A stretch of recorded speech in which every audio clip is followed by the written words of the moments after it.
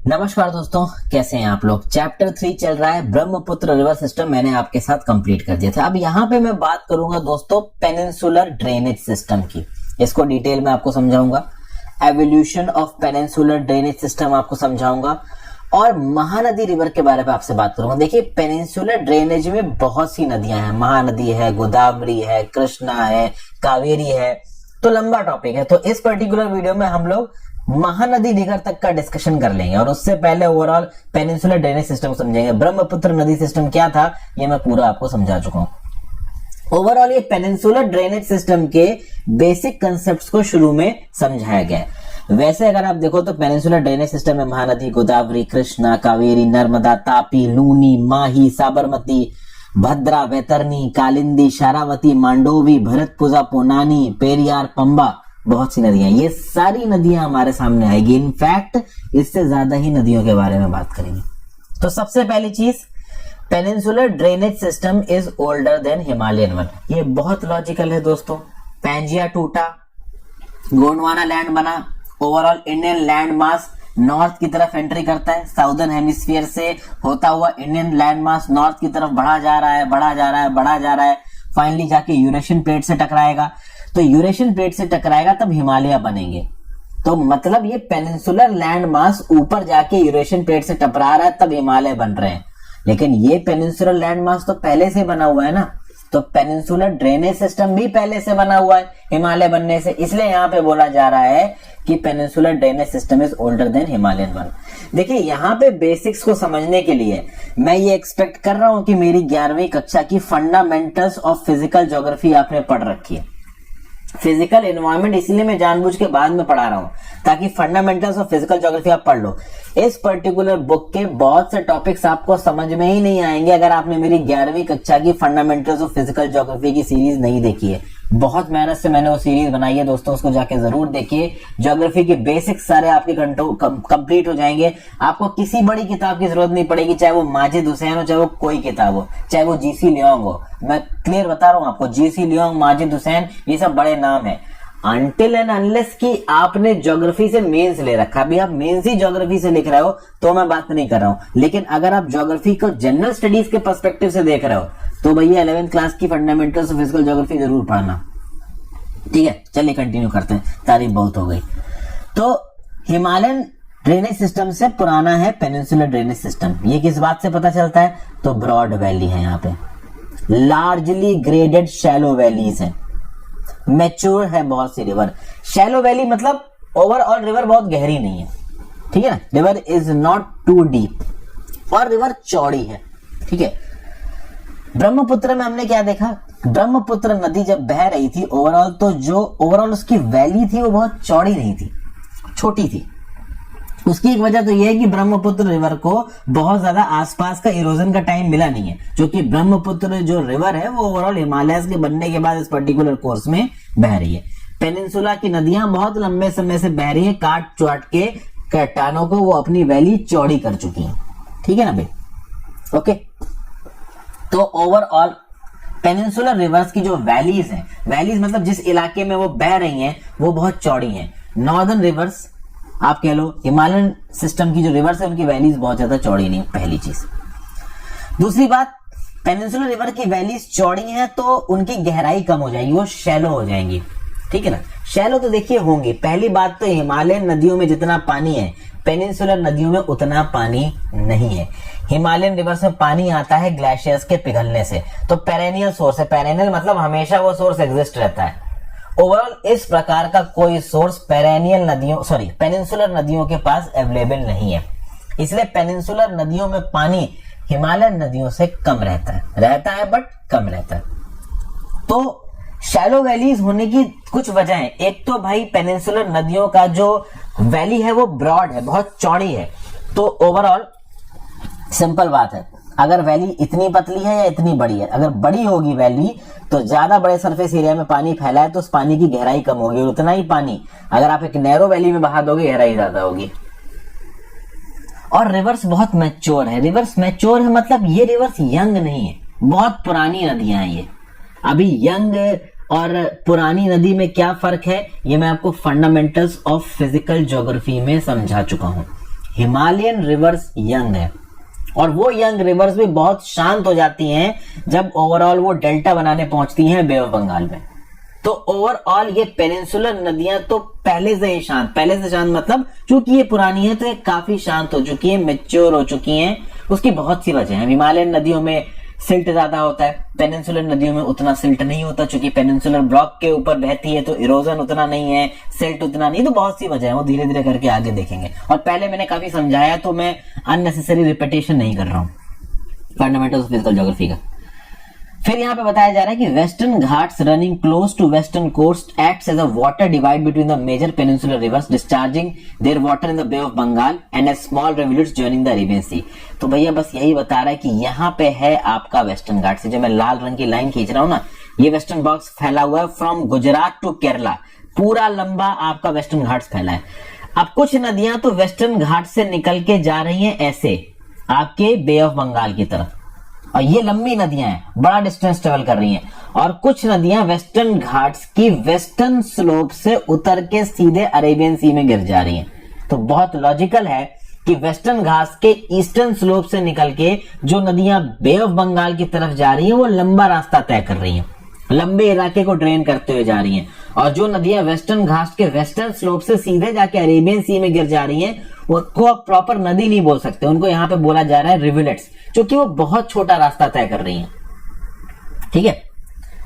फिर एक important fact यहाँ पे है, ये तो खैर आपको पता ही होगा कि मेजर जो पेनिनसुलर नदियां हैं ओवरऑल वन लाइनर क्वेश्चंस में और कहीं पे अगर आप रिवीजन करते हो तो ये लाइन लिखी हुई होती है कि नर्मदा और तापी दो ऐसी पेनिनसुलर नदियां हैं जो कि वेस्ट से ईस्ट ना बह के ईस्ट से वेस्ट की तरफ बहती हैं। जी हाँ, नर्मदा और तापी ये दो ऐसी नदियां हैं जो कि ईस्ट से वेस्ट की तरफ बहती हैं।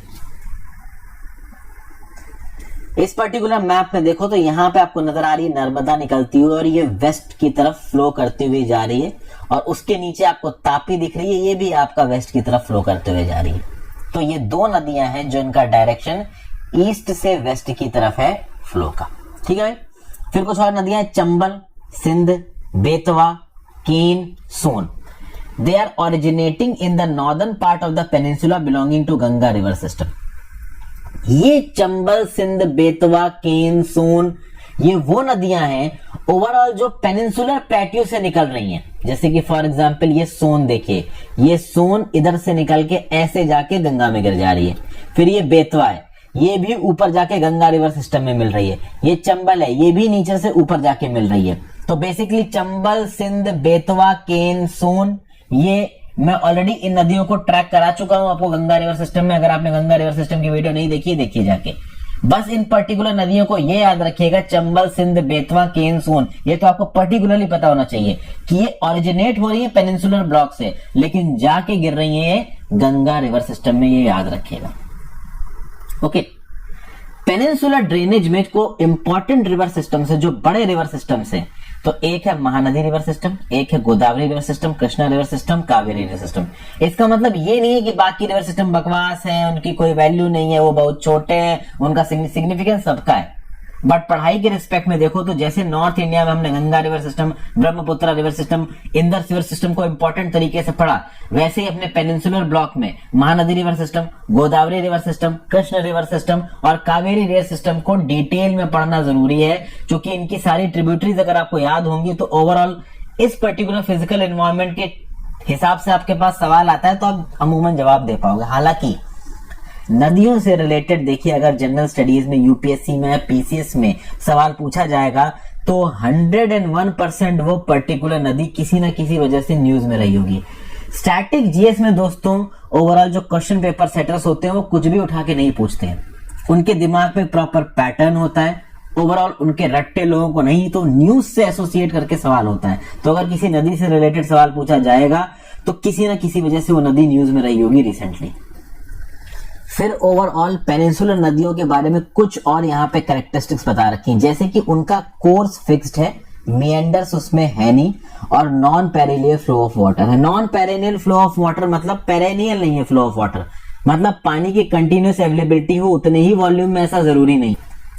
तो मॉनसून में पानी अगर बहुत ज्यादा बरस गया तो नदी एकदम लबालब भर जाएगी, और ओवरऑल सूखा पड़ गया, ज्यादा बारिश नहीं हुई है गर्मी के मौसम में, नदी सूख भी सकती है। वही नदी, कुछ नदियां तो बिल्कुल नाले सी लगती हैं ओवरऑल बिल्कुल गर्मियों के समय पे, बट और अगर ठीक ठाक पानी बरस जाता है तो ठीक ठाक पानी भी उनमें नजर आता है। फिक्स्ड कोर्स का मतलब क्या हो गया? तो देखिए, जो हिमालयन नदियां होती है ना उसमें पानी बहुत ज्यादा होता है, ठीक है ना, और चूंकि वो एल्यूवियल सॉइल के इलाके से निकलती है तो वहां पे ठीक ठाक अमाउंट में इरोजन कर सकती हैं। इसलिए कभी कभी गंगा और ब्रह्मपुत्र रिवर सिस्टम की जो नदियां है ना वो अपना चैनल शिफ्ट कर लेती हैं, बट जो पेनिनसुलर नदियां हैं वो ज्यादा अपना चैनल शिफ्ट नहीं करती, वो फिक्स्ड कोर्स में होती हैं। वो जो एक धर्रे पे बह रही है उसी धर्रे पे बहती रहेंगी, अपने कोर्स से बहुत ज्यादा डिविएट नहीं करेंगी। उसकी एक वजह यह है कि एक तो पेनिनसुलर नदियों की स्पीड उतनी नहीं होती, वो इतनी तेजी से नहीं बहती। हिमालय से जो नदियां बहती हुई आ रही है उनको एक ग्रेडियंट मिला हुआ है, एक नेचुरल स्पीड मिली हुई है। ये चीज पेनिनसुलर नदियों में मिसिंग है। ऐसा नहीं है, स्लोप है, अभी हम आगे देखेंगे कि इस तरीके से जो पेनिनसुलर लैंड मास है उसका स्लोप है, बट इस स्लोप के बावजूद भी वो amount of speed in peninsular नदियों में नहीं आ पाती जो अमाउंट ऑफ स्पीड हिमालयन नदियों में। दूसरा, पेनिनसुलर नदियां पेनिनसुलर प्लेट्यू के ऊपर बह रही हैं और ये प्लेट्यू हार्डन्ड रॉक्स का बना हुआ है, तो इन रॉक को इरोड कर पाना भी इन नदियों के लिए उतना आसान नहीं है। तो सिल्ट वगैरह कम होते हैं और कम सिल्ट के चलते मिएंडर्स नहीं बनते हैं, तो मिएंडर्स आपको नहीं नजर आएंगे आपकी पेनिनसुलर नदियों में, या फिर नजर भी आएंगे तो ओवरऑल जहां पे डेल्टा बना रही है उसके आसपास छोटे मोटे नजर आ जाए तो आ जाए, भाई शुरू में तो नजर नहीं आते। अभी मिएंडर क्या है, तो फिर वही जब आप फंडामेंटल्स ऑफ फिजिकल ज्योग्राफी को ढंग से देखिए जाके आपको समझ में आ जाएगा मिएंडर्स क्या है। और अगर आपको यह समझ में आ गया कि मिएंडर्स क्या है तो आपको यह भी समझ में आ जाएगा कि पेनिनसुलर रिवर्स मिएंडर्स क्यों नहीं बनाती। रीजन भी कि पठार के ऊपर बह रही है तो इरोजन ज्यादा हो नहीं रहा, नदी में ज्यादा स्पीड है नहीं, लेटरल शिफ्टिंग चैनल शिफ्टिंग वो कर नहीं रही, एक सिंपल जो उसका कोर्स है उसमें बहती चली जा रही है, तो ऑब्वियस सी बात है मिएंडर नहीं बनेगा। हाँ, नर्मदा नदी आप कह लो थोड़ी बहुत एक्सेप्शन है। नर्मदा नदी में अगर आप कंपैरेटिवली पेनिनसुलर नदियों के रिस्पेक्ट में देखोगे पानी अच्छा खासा है, वॉल्यूम ऑफ वाटर भी अच्छा खासा है, धुआंधार वाटरफॉल नर्मदा नदी के ऊपर ही है जबलपुर के आसपास। और नर्मदा नदी बहती है आपकी ईस्ट से वेस्ट। अभी नर्मदा नदी पे भी हम आएंगे, सारी नदियों पे हम लोग पहुंचने वाले हैं, ठीक है ना। जब नदी पे पहुंचेंगे और नदी के स्पेशल कैरेक्टरिस्टिक्स भी मैं आपको बताऊंगा। रिफ्ट वैली से बहती है नर्मदा नदी, ऊपर विंध्याचल रेंजेस, नीचे की तरफ सतपुरा रेंजेस, बीच में बह रही है आपकी नर्मदा नदी। फिर सतपुरा रेंजेस, नीचे की तरफ पेनिनसुलर पहाड़, बीच में बह रही है आपकी तापी नदी। और दोनों नदियां आ रही है ईस्ट से वेस्ट की तरफ। रिफ्ट वैली, रिफ्ट वैली का कंसेप्ट मैं आपको समझा चुका हूं, दोनों तरफ पहाड़ और बीच से नदी बह रही है तो वो हो गई रिफ्ट वैली। कई बार रिफ्ट वैलीज ओवरऑल पहाड़ों को काटने की वजह से बनती हैं, कि जो हिमालयन नदी है वहां पे हमने देखा कि बड़ा सा पहाड़ खड़ा था, उस पहाड़ को काटते हुए अपना रास्ता बनाते निकली नदी, तो वो वैसी रिफ्ट वैली हो गई। लेकिन कई रिफ्ट वैलीज फॉल्टिंग की वजह से बनती है, जैसे कि नर्मदा और तापी वाली जो रिफ्ट वैली बनी है वो फॉल्टिंग की वजह से बनी है। वो फॉल्टिंग कैसे हुई है ये भी हम देखेंगे, जब evolution of peninsular drainage system की बात करेंगे सब चीज आपको समझ में आ जाएगी। फिलहाल के लिए आप इतना समझिए, नर्मदा तापी में ठीक ठाक अमाउंट ऑफ पानी है, खासकर नर्मदा में वो ईस्ट से वेस्ट बह रही है, बाकी पेनिनसुलर रिवर्स की क्वालिटी मैंने बताई आपको। अब हम आते हैं बड़े इंपॉर्टेंट कंसेप्ट पे, the evolution of peninsular drainage. India के अंदर पेनिनसुलर ड्रेनेज का एवोल्यूशन पिछले कई लाखों करोड़ों साल में हुआ है और इसके overall 3 major geological events region की तरह बताए जा रहे हैं। पहला, subsidence of the western flank of the peninsula leading to its submergence below the sea during the early tertiary period. Generally, it has disturbed the symmetrical plan of the river on either sides of the original watershed. अब समझिए, देखिए आज के दोस्तों में, date में दोस्तों यहाँ पे वेस्टर्न घाट्स खड़े हैं, लेकिन ये वेस्टर्न घाट्स भी over the course of time बने। खास बात दोस्तों यहाँ पे ये है कि पहले जो हमारा पेनिनसुलर प्लेट्यू था वो इवन था, ज्यादा किसी तरफ ढलान नहीं थी, बट आज की डेट में कुछ प्रॉब्लम है। प्रॉब्लम यह है कि कुछ जियोलॉजिकल एक्टिविटीज के चलते ये जो हमारा वेस्टर्न इलाका है हमारे पेनिनसुलर प्लेट्यू का, ये वेस्टर्न इलाका हल्का सा इस तरफ सबसाइड किया है, नीचे की तरफ झुका है। समझ गया बात को। लेकिन इसी पर्टिकुलर हेड में तीसरा पैराग्राफ अगर आप पढ़ोगे, slight tilting of the peninsular block from north west to south eastern direction gave orientation to the entire drainage system towards the bay of Bengal during the same period.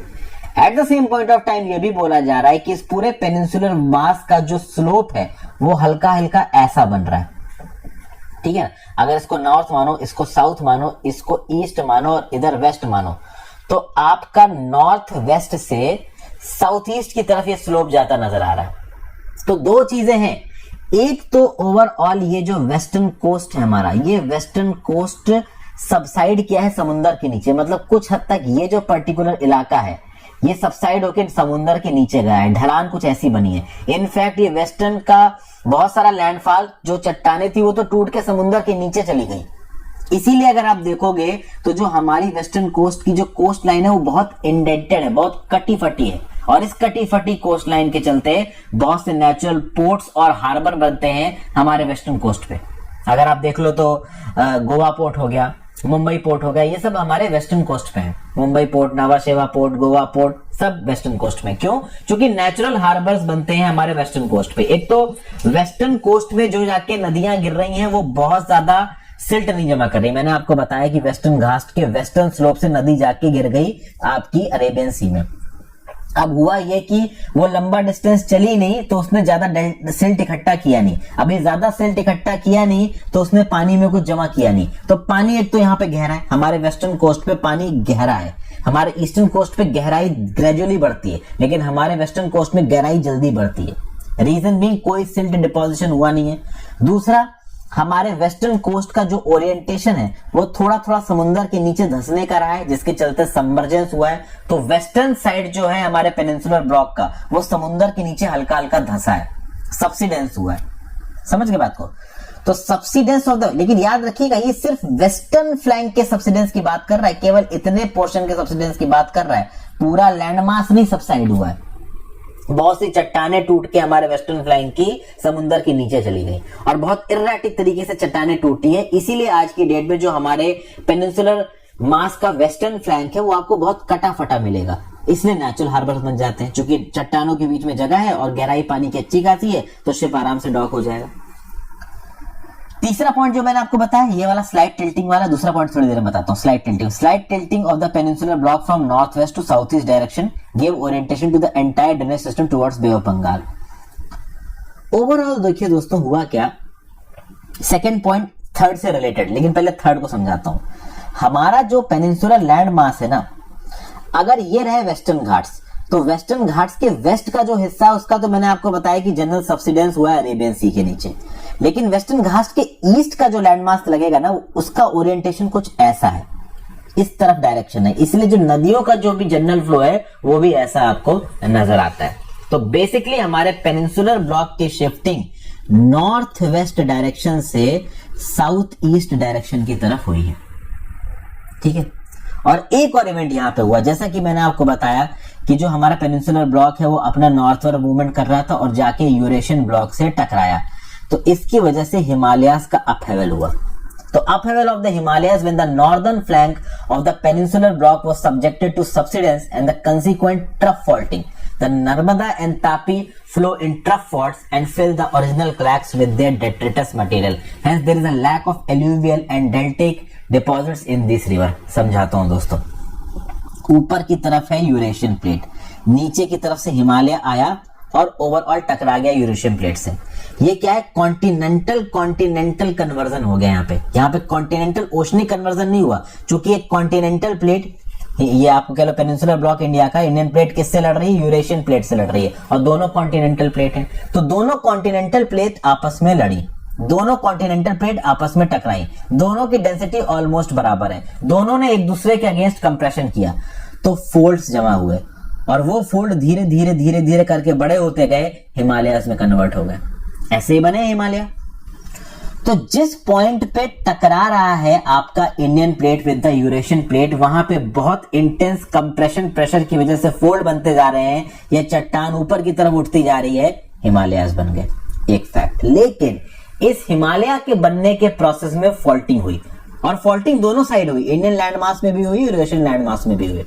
क्योंकि अगर मान लो ये Indian plate Eurasian plate से टकरा रही है तो यहां तो प्रेशर है ही, लेकिन इंडियन लैंड मास में, इंडियन प्लेट में, इंडियन के पेनिनसुलर ब्लॉक में पीछे की तरफ भी तो प्रेशर आएगा, क्योंकि धक्का तो पीछे से भी लग रहा है ना भाई।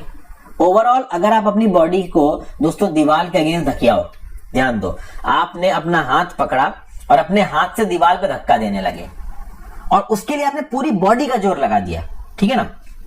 हाँ, तो जोर आपके पैर पे भी आएगा। अगर आप दीवार को ढकेलोगे अपने हाथ से तो आपकी बॉडी का भी जोर लगेगा, आपके पैर का भी जोर लगेगा, आपके हाथ का भी जोर लगेगा। तो स्ट्रेस केवल आपके हाथ पे नहीं आएगा। आपका हाथ धक्का मार रहा है दीवार पे तो स्ट्रेस केवल हाथ पे रहे ऐसा नहीं होगा, आपकी बॉडी में भी स्ट्रेस आएगा, जोर आएगा, आपके पैरों में भी जोर आएगा।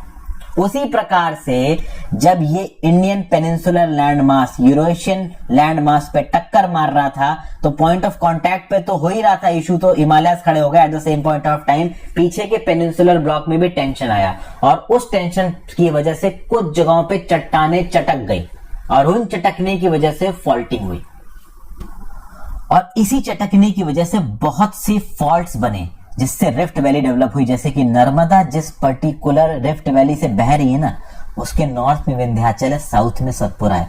तो ये नॉर्थ में विंध्याचल, साउथ में सतपुरा कैसे हुआ? ऐसे ही हुआ दोस्तों, जब ये peninsular land mass Eurasian plate को टक्कर मार रहा था तो बहुत जगहों पे प्रेशर आया। इस नर्मदा वाली रिफ्ट वैली पे भी प्रेशर आया, यहाँ पे चट्टानें चटक गई तो ये चटकी हुई जगह थोड़ी नीचे की तरफ चली गई। नॉर्थ में विंध्याचल हिल रेंजेस हैं, साउथ में सतपुरा रेंजेस हैं, बीच में जगह बन गई, इस जगह से पानी बहने लगा, वो नर्मदा नदी बन गई। तापी नदी भी एक रिफ्ट वैली में बहती है। तो ये रिफ्ट वैलीज ट्रफ फॉल्टिंग की वजह से बनी है। ये ट्रफ फॉल्टिंग क्यों हुई? क्योंकि हमारा पेनिनसुलर ब्लॉक ऊपर के यूरेशियन मास से जाके टकराया तो यूरेशियन मास में भी टेंशन हुआ, हिमालयन आपका ये पेनिनसुलर ब्लॉक में भी टेंशन हुआ इंडिया के। वो टेंशन केवल पॉइंट ऑफ कांटेक्ट पे नहीं हुआ, क्योंकि पॉइंट ऑफ कांटेक्ट पे टेंशन की वजह से हिमालयस खड़े हो गए, पीछे की बॉडी में भी प्रेशर आया, पूरे पेनिनसुलर ब्लॉक पे प्रेशर आया और उस पूरे प्रेशर के चलते कुछ जगहों पे चट्टानें चटक के नीचे की तरफ चली गई, आगे पीछे हिल्स रह गए। उसको आप बोलोगे ट्रफ फॉल्टिंग। उस फॉल्टिंग में जो जमीन नीचे चली गई वहां पे कहीं कहीं पे नदियां बहने लगी, इसलिए बोला जाता है कि नर्मदा और तापी बहती हैं आपके रिफ्ट वैलीज में। क्यों? क्योंकि ऑब्वियस ही बात है वो रिफ्ट वैली इन नदियों ने काट काट के नहीं बनाई है, वो रिफ्ट वैली बनी है ट्रफ फॉल्टिंग की वजह से। कि जब पेनिनसुलर इंडियन प्लेट धक्का मार रही थी यूरेशियन प्लेट पे तो पेनिनसुलर इंडियन प्लेट में स्ट्रेस आया, उस स्ट्रेस और टेंशन के चलते वो पेनिनसुलर इंडियन प्लेट कई जगहों से चटक गई। चटकने की वजह से ओवरऑल जहां पे चटकी वो लैंडमास थोड़ा नीचे की तरफ चला गया, जगह बन गई, नदी बहने लगी। जरूरी नहीं है हर जगह पे नदी बही हो, बट नर्मदा तापी जिस जगहों पे बही है वो बेसिकली इसी चटकने की वजह से बनी है। और नर्मदा और तापी ने इस चटकने की जगह पे जो भी खाली जगह थी वहां पे अपने सारे डेट्रिटस मटेरियल को फिल कर दिया, इसलिए बहुत ज्यादा एल्यूवियल और डेल्टाइक डिपॉजिट्स नर्मदा तापी में नहीं मिलते। मैंने आपको बताया पेनिनसुलर नदियां पेनिनसुलर ब्लॉक के ऊपर बहती तो ज्यादा सिल्ट नहीं होता इसमें, बट थोड़ा बहुत सिल्ट होता है। नर्मदा तापी में वो सिल्ट भी नहीं होता थोड़ा बहुत। उसकी वजह यह है कि नर्मदा तापी जो भी थोड़ा बहुत सिल्ट, गिट्टी, ईंटा, पत्थर लेके बहती है वो उस पर्टिकुलर रिफ्ट वैली में भर देती है जिस रिफ्ट वैली से वो बह रही है। तो over the course of time पिछले लाखों सालों में नर्मदा और तापी ने बह के इन रिफ्ट वैली के अंदर अपने डेट्रिटस मटेरियल को भर दिया है।